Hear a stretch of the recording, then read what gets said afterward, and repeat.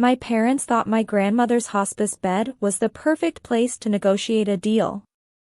While I was holding Grandma's hand, they were in the hallway selling her 1892 Steinway piano for $95,000, just to buy my sister a silver Mercedes. They called it downsizing the clutter, but they forgot one thing: my Grandma Eleanor wasn't just a sweet old lady, she was a woman who kept her receipts.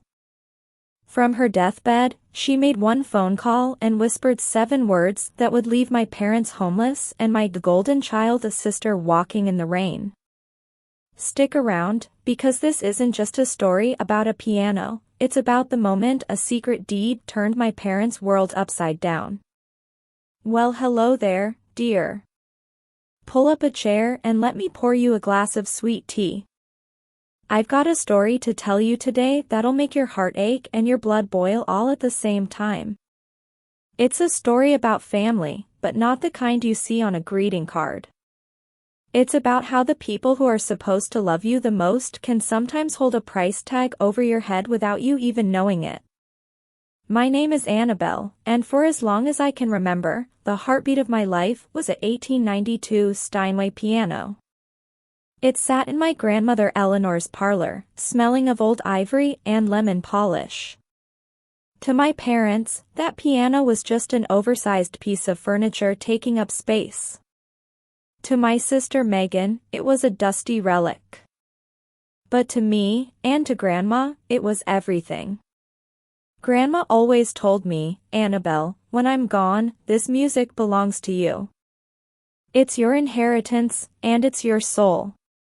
But life has a way of showing you people's true colors when things get dark. While Grandma was laying in that hospice bed, fading like a sunset, my parents were busy looking at car brochures. They didn't see a legacy, they saw $95,000 in polished mahogany. Without a word to me, and while Grandma was too weak to protest, they sold that Steinway. They sold my soul to put my sister Megan behind the wheel of a brand new, silver Mercedes-Benz. They thought they'd gotten away with it. They thought a dying woman had no power left. But they forgot one thing: my Grandma Eleanor was a firecracker until the very last spark. One rainy afternoon, from that quiet hospice room, she picked up the phone. She made one single call to her attorney, and she said 7 words that would eventually burn my parents' world to the ground. She whispered into the receiver, "Harold, it's time to pull the plug." Now, to understand how my parents could do something so cold-hearted, you have to understand the way our house was built. You see, every family has a map, and in our house, all roads led to Megan. If my sister Megan so much as sneezed, my mother would rush in with a silk handkerchief and a call to the finest doctor in the county. But if I came home with a trophy from a piano competition? Well, that was just a nice noise that interrupted my father's evening news.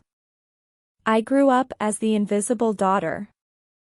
I was the one who kept my room tidy, made the honor roll, and eventually became a music teacher, living a quiet, modest life dedicated to the arts.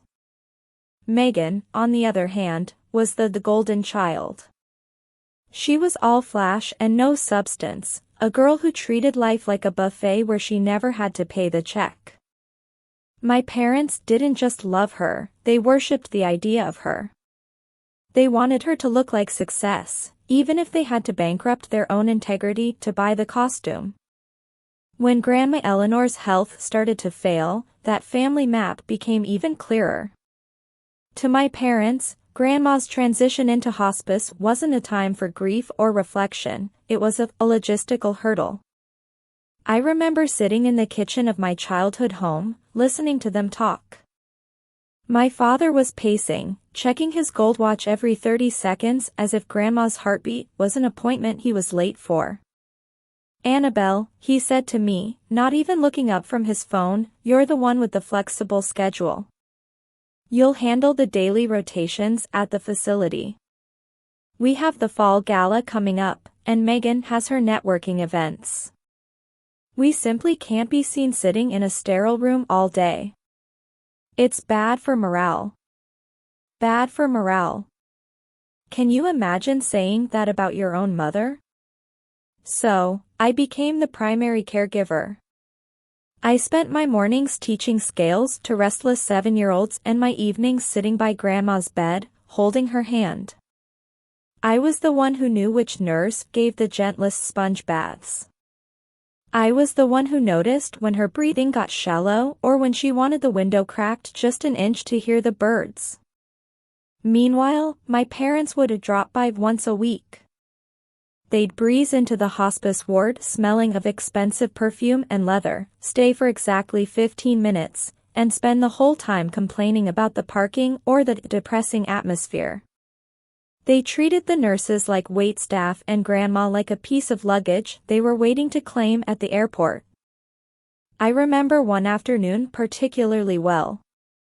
Megan had joined them for once, looking like she was headed to a photo shoot rather than a deathbed. She sat at the foot of the bed, scrolling through her phone, while I was carefully moistening Grandma's lips with a swab. My mother looked at me, truly looked at me for the first time in weeks, and said, "Annabelle, you really should do something about your hair. You look haggard.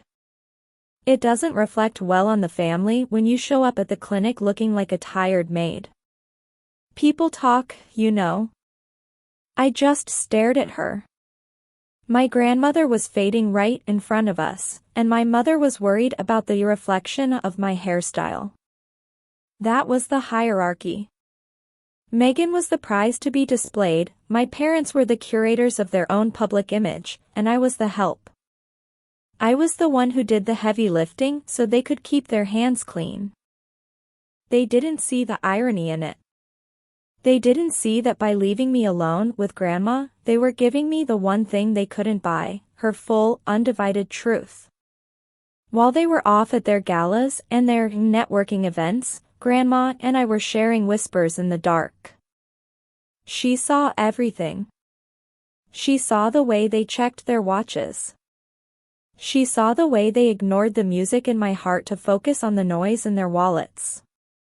"They think I'm already gone, Annie," Grandma whispered to me one night after a particularly brief and chilly visit from my father.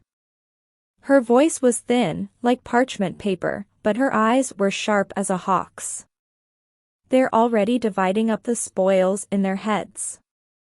They think they've won because they've got the loudest voices." She squeezed my hand then, with a strength that surprised me. "But the loudest voice isn't always the one that carries the truth," she said. "You just keep playing your music, honey. Let them play their games. They've forgotten that I'm the one who wrote the rules to this particular game, and I haven't finished the final chapter yet." At the time, I thought she was just being nostalgic or maybe a bit confused from the medication. I didn't realize that while I was fetching her water and reading her poetry, she was conducting a symphony of her own. She was watching my parents treat her life's end like a business trip, and she was watching them treat me like an errand girl. The golden child was about to find out that all that glitters isn't just gold, sometimes, it's a mirror reflecting back exactly who you really are. And my parents? Well, they were about to learn that when you treat a person like a logistical chore, you shouldn't be surprised when they decide to settle the bill. The hospice room always smelled faintly of dried lavender and antiseptic, but that evening, the air felt heavy, like the moments just before a summer storm breaks. Grandma Eleanor was propped up against her pillows, looking smaller than I'd ever seen her, but her spirit was as bright as a lighthouse. I was sitting by her side, humming a little tune, a piece by Debussy she used to play for me when I was just a knee-high girl, when she reached out and tapped the back of my hand. "Annie," she whispered, her voice steady despite the frailty of her frame. "Stop your humming for a second and listen to me. I need you to hear this clearly, through all the noise your mother and father like to make. That Steinway, that 1892 beauty in the parlor, it's yours. It has been yours since the first day you sat on that bench and reached for middle C. It's not a piece of wood, and it's not a bank account. It's the story of our family, and you're the only one who knows the melody.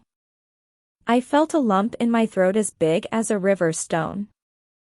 I told her she didn't need to worry about things like that she just needed to rest. But she shook her head, a familiar spark of defiance in her clouded eyes. I know them, Annie. I birthed your father, and I watched him grow a heart that cares more for the shine on a car than the shine in a person's soul. They think they can take what they want because they've mistaken my silence for weakness. They think they can sell the past to fund their hollow future. She leaned in a little closer, her eyes locking onto mine with an intensity that made the room go still. I've spent my whole life trying to protect them from their own greed, but some people simply need to learn the hard way. The music is going to stop for them, honey, and when it does, I want you to remember that I stayed awake long enough to make sure you were the one holding the baton. Don't you let them make you feel small for loving something they can't understand. I drove over to Grandma's house the very next morning, my heart still full of her words and that lavender-scented promise. I just wanted to sit at that bench, run my fingers over the keys, and feel close to her. But when I pushed open the heavy oak front door, the silence that met me wasn't the peaceful kind. It was hollow. It was cold. I walked into the parlor, and my breath just left my body. The Steinway was gone.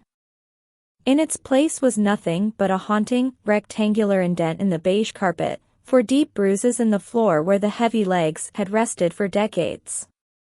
The room looked naked, like a face without eyes.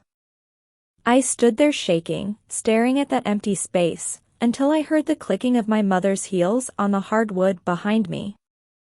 "Oh, for heaven's sake, Annabelle, don't look so dramatic," she said, breezing in with a cup of coffee. When I asked her, screamed at her, really, where it was, she didn't even flinch. She told me they'd sold it to a private collector. She had the audacity to look me in the eye and say they did it for my own good. You live in a cramped apartment, dear. You have no room for such a beastly thing. We're doing you a favor, clearing out the clutter. Then my father walked in, adjusting his silk tie, his voice dropping into that low, threatening tone he used when he wanted me to fall in line. "We used that money to get Megan a reliable vehicle," he said, as if buying a Mercedes was a charitable act. "And if you have any sense of decency, you won't say a word of this to your grandmother. She's stable right now, but a shock like this? Well, if her heart gives out because you decided to be selfish over a piece of furniture, that'll be on your conscience, not ours. You keep your mouth shut, Annabelle, or you'll be the reason she doesn't make it through the week." I looked at the deep marks in the carpet, then back at their cold, determined faces. They weren't just stealing a piano, they were holding Grandma's very life hostage to cover their greed. They thought they had backed me into a corner where the music had to die just to keep her heart beating. But they forgot that Grandma had already told me the truth.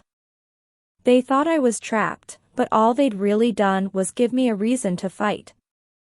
That night was the longest of my life. I sat in my quiet apartment, looking at the photos of Grandma and me at that piano, and I realized that silence wasn't a gift I was giving her. It was a cage my parents had built for the both of us. By sunrise, I knew what I had to do. I drove to the hospice center with the rain drumming against my windshield, my heart hammering a rhythm of its own. When I walked into her room, Grandma was awake, watching the gray light of morning filter through the blinds. I didn't beat around the bush. I sat down, took her hand, and told her everything. I told her about the empty parlor, the rectangular bruises in the carpet, the silver Mercedes sitting in the driveway, and the cruel ultimatum my father had given me. I expected her to gasp, or for her monitor to start beeping with the shock of it all. But Grandma didn't flinch. A strange, cold smile touched her lips, and she squeezed my hand so hard it made my knuckles ache. So, she whispered, her voice clearer than it had been in days. They finally did it. They traded the soul of this family for a German engine. They think they've buried me before I'm even in the ground. She didn't cry. Instead, she pointed a trembling finger toward the small wooden nightstand. Top drawer, Annabelle. Behind the prayer book. There's a business card for a man named Harold Jennings. He's been my attorney since before your father learned how to lie. Call him. Tell him I'm ready to play the final movement. I handed her the phone with shaking hands. I watched as that frail, beautiful woman dialed the number from memory. When Harold picked up, she didn't waste a single breath on small talk. Her eyes were fixed on the window, looking out at a world my parents thought they owned. She spoke into the receiver, and her voice sounded like iron wrapped in velvet. She said those 7 words that still echo in my mind, Harold, it's time to pull the plug. She hung up the phone and looked at me, a mischievous glint returning to her eyes. Now, honey, she said softly, you go on home and get some rest. The music is about to get very, very loud, and you'll want to be wide awake to hear it. The next afternoon, I met Harold Jennings in a quiet, wood-paneled office that smelled of old parchment and expensive tobacco. Harold was a man who looked like he'd been carved out of an old oak tree, steady, weathered, and deeply rooted. He didn't offer me a sympathetic smile. Instead, he laid a thick manila folder on the desk and pushed it toward me with a look of grim satisfaction. Annabelle, he said, his voice a low rumble, your grandmother is a very smart woman. She knew that money and power have a way of warping the people you love. She wanted to see if your father would honor his roots or if he'd try to pave over them. He opened the folder to a document bearing a heavy gold seal. My eyes blurred as I tried to read the legal jargon, but Harold pointed to a single line at the bottom. That house your parents have lived in for 25 years? The one they've renovated, bragged about, and treated like their own personal castle? They don't own a single brick of it. Grandma Eleanor never transferred the deed. She let them live there, let them pay the taxes and the upkeep, but she kept the title in her name. Legally, they've been nothing more than long-term guests on her whim. My head was spinning. All those years of my father acting like the king of the manor, and he was sitting on a throne that didn't belong to him. Harold then handed me a small, battered tin box Grandma had kept in his safe. Inside, tucked beneath a stack of old letters, was a yellowed envelope with my name written in Grandma's elegant, looping cursive. I opened it and a single sheet of paper fluttered out. It wasn't a legal document, it was a note. It said, Annie, a home is built on a foundation of truth. Without it, you're just living in a hollow shell. They thought they were selling my past, but they were actually selling their own roof. The house was only borrowed, but the lesson will be permanent. I looked at Harold, the weight of the secret pressing down on me. My parents were currently sitting in a living room that was about to be snatched out from under them, all because they couldn't resist the price of a piano. The music hadn't just stopped, honey, the floor was about to give way. The following Saturday, my mother decided to go through with her 60th birthday gala. It was as if Grandma wasn't even in the hospice ward. The driveway was packed with luxury SUVs, and right there in the center, gleaming under the spotlight like a trophy of betrayal, was Megan's new silver Mercedes. The bow on the hood was so big it looked like a punch in the gut. Inside, the house was filled with the clinking of crystal and the forced laughter of people who care more about status than soul. My mother was flitting about in a silk gown, accepting compliments on the spacious new layout of the parlor. Without the piano, the room felt like a cold gallery. My father was holding a glass of scotch, holding court in that empty corner where the Steinway used to breathe. He looked so confident, so settled in his kingdom. I stood by the buffet, nursing a glass of punch and feeling like a ghost at my own funeral, until the front door opened. The room didn't go quiet all at once, but a chill seemed to roll in from the hallway. There stood Harold Jennings. He wasn't dressed for a party, he was dressed for a deposition. He was wearing a sharp charcoal suit and carrying a heavy leather briefcase that looked like it weighed a ton. He didn't go for the hors d'oeuvres or the bar. He walked straight through the crowd, the sea of silk and wool parting for him, until he reached that empty spot on the carpet, the rectangular bruises where the piano had lived. He stood right in the center of those marks, planted like an old oak tree. My father's smile faltered. He stepped forward, his voice tight with a mix of confusion and irritation. "Harold? What on earth are you doing here? This is a private celebration. If this is about my mother's paperwork, it can surely wait until Monday." Harold didn't flinch. He set his briefcase down right on the floor, clicked the brass locks, which sounded like 2 gunshots in the sudden silence, and looked my father dead in the eye. "Actually, Richard," Harold said, his voice carrying to every corner of the room, "this is exactly the right time. Because as of 48 hours ago, this house is no longer a private venue. And you are no longer the host." The silence in that parlor was so thick you could have cut it with a butter knife.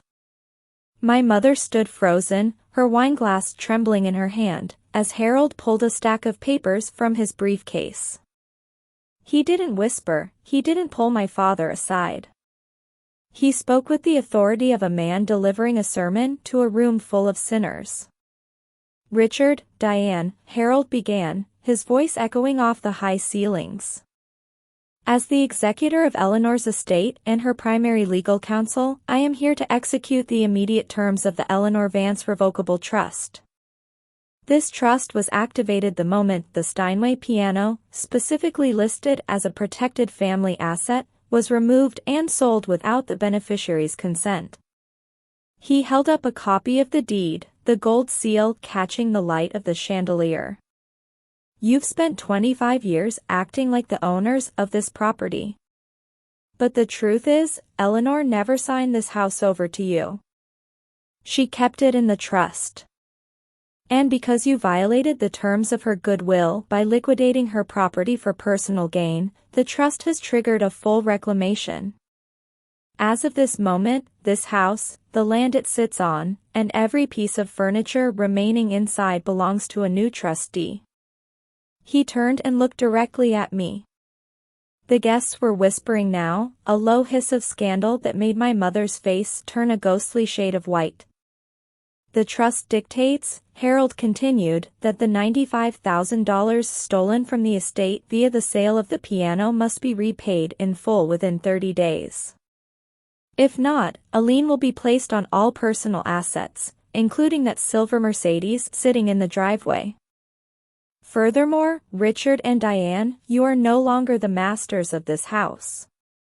You are now officially tenants at will. And your new landlord is your daughter, Annabelle." The gasp that went up from the crowd was like a gust of wind.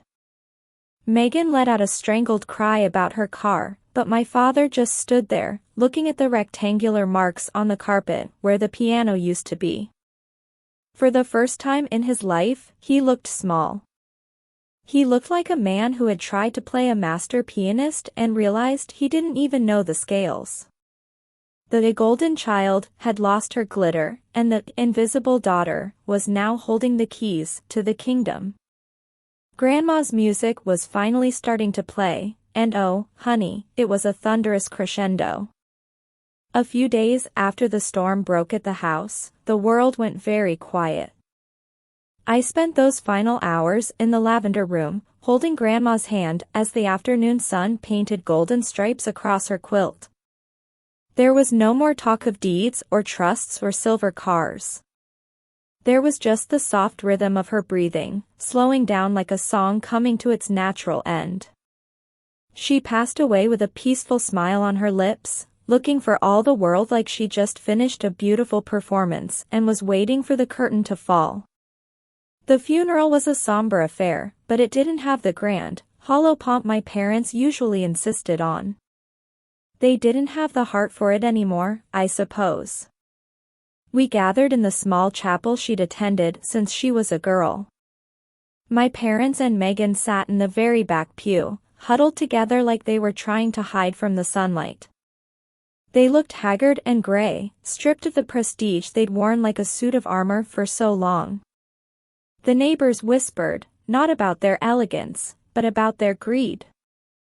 The empire of the impressions had crumbled into dust. I walked up to the front, where a modest upright piano stood, nothing like the Steinway, but it had a sweet, honest tone. As I sat on the bench, I looked at the dark wood and thought of Grandma. I began to play Chopin's Nocturne in E-flat major. It's a piece that feels like a conversation between two old friends, full of longing and light. As the notes drifted through the chapel, I didn't feel the weight of the house or the money or the betrayal. I just felt the music. Every chord was a thank you, every trill was a promise kept. I could see my mother dabbing her eyes in the back, but for the first time in my life, I wasn't looking for her approval. I was playing for the woman who taught me that you can't sell a legacy, and you can't buy a soul.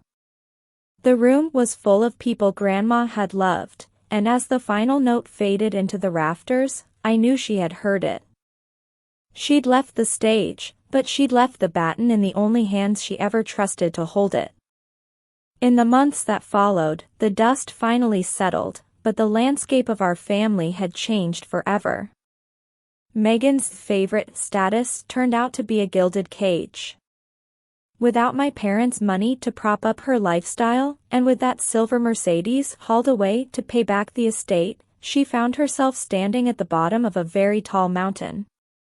For the first time in her life, she had to work a real job, punching a clock and realizing that a pretty face doesn't pay the rent when the trust fund runs dry. It was a hard fall, but as Grandma used to say, the ground is the only place you can truly start building something that won't blow over in the wind. My parents stayed in the house for a while, but the silence was too loud for them. Every time they walked past that empty spot in the parlor, they were reminded of what they'd traded for a car that was now sitting on a used car lot 3 towns over. Eventually, they moved into a small condo by the coast, far away from the judgment of the neighbors and the ghosts of the choices they'd made. They still call sometimes, their voices sounding smaller and more fragile, finally beginning to understand that you can't eat prestige and you can't sleep inside a reputation. As for me, I moved back into Grandma's house. I spent weeks airing out the rooms, letting the scent of fresh air and beeswax replace the stale smell of greed. And right there, in that sun-drenched corner of the parlor, I placed a new piano. It isn't the 1892 Steinway, that's a piece of history I may never get back, but it's a beautiful, resonant grand that fills the halls with a different kind of song. It's the sound of a new beginning. Sometimes, in the quiet of the evening, I sit at those keys and look out at the garden Grandma loved so much. I realize now that the house, the deed, and even the piano itself were just vessels. The real inheritance wasn't sitting in a parlor or filed away in Harold's briefcase. The real inheritance was the truth. It was the strength to stand tall when the world tries to make you invisible, and the wisdom to know that a life built on a lie is just a house of cards waiting for a breeze.